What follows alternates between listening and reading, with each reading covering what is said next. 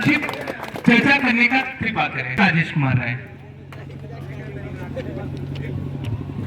धन्यवाद आदरणीय मंचासीन वैज्ञानिक महोदय तथा कृषि विभाग के विभिन्न पदों पर आसीन अधिकारीगण, सामने बैठे हुए किसान भाइयों एवं प्यारे छात्रों। यहाँ पर वैज्ञानिक महोदय है, किसान मेला है, कृषि से चर्चा होगी, खाद्यान्न उत्पादन को बढ़ाने की चर्चा होगी। लेकिन हमने थोड़ा सा मौका इसलिए लिया कि एक स्वस्थ व्यक्ति को एक दिन में कितना खाना चाहिए और खाने का निर्धारण सामने बैठी हुई माताएं बहनें हैं जो ज़्यादातर भोजन के कार्यों को वही तैयार करती हैं। यदि वो विशेष रूप से ध्यान रखेंगे तो निश्चित है कि उनका परिवार स्वस्थ होगा, और स्वस्थ होगा तो प्रगति घर की जरूर होगी। अस्वस्थता में प्रगति रुकती है और झगड़े भी ज़्यादा होते हैं। एक वयस्क व्यक्ति है तो उसको प्रतिदिन लगभग 400 ग्राम अनाज को खाना चाहिए। अनाज मतलब है कि गेहूं, धान, ज्वार, बाजरा, इस तरह की जो फसलें हैं उसको 400 ग्राम के लगभग खाना चाहिए। इसी की मात्रा को आप घटा और बढ़ा सकते हैं, क्योंकि किसी का बॉडी वेट ज़्यादा है, लंबाई ज़्यादा है, तो थोड़ा सा बढ़ा सकते हैं। यदि घटा देंगे तो ऊर्जा की पूर्ति नहीं होगी, आप स्वस्थ दिखते हुए भी कमजोरी महसूस करेंगे। अब बढ़ा देंगे तो आपको फिर वही शुगर की जो समस्या आ रही वो भी आपको हो जाएगी। दूसरा, 80 से लेके 120 ग्राम दाल प्रतिदिन खाना चाहिए। यदि मांसाहार आप हैं तो एक दिन में 80 ग्राम कम से कम करिए। हमारा देश शाकाहारी ज़्यादातर है, तो ऐसी स्थिति में 120 ग्राम दालें खाना चाहिए। चना, मटर इत्यादि सभी दालें खाना चाहिए। अब आपने दाल खा लिया तो तीसरा आता है प्रतिदिन हम सब्जियां कितना खाएं। तो सब्जियों की जो मात्रा निर्धारित वो 300 ग्राम प्रतिदिन है।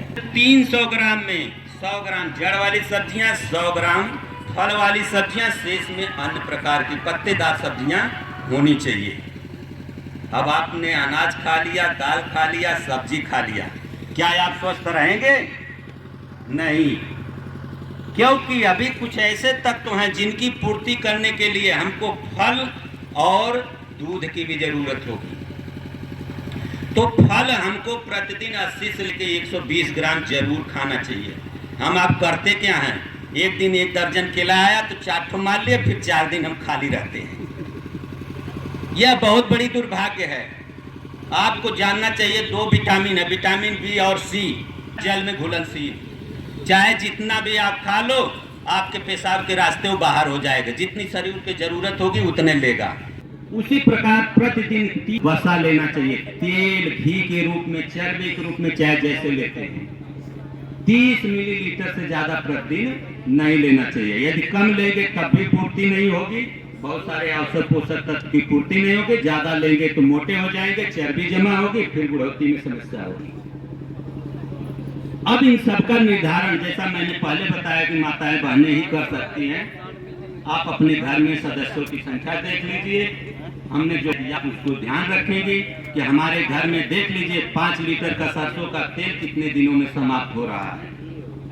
यदि इस तरह से आप भोजन बनाएंगे, निश्चित आपका परिवार स्वस्थ रहेगा, खुशहाल रहेगा। और जहाँ तक खाने की बात है, कभी कभी हम पार्टी में जाते हैं, दबा के यदि हमने खा लिया ज्यादा पूड़ी पनीर खा लिया तो दूसरे दिन घर पे बोल दीजिए कि आज हमको केवल बथुआ का साग चाहिए, मेथी का साग चाहिए।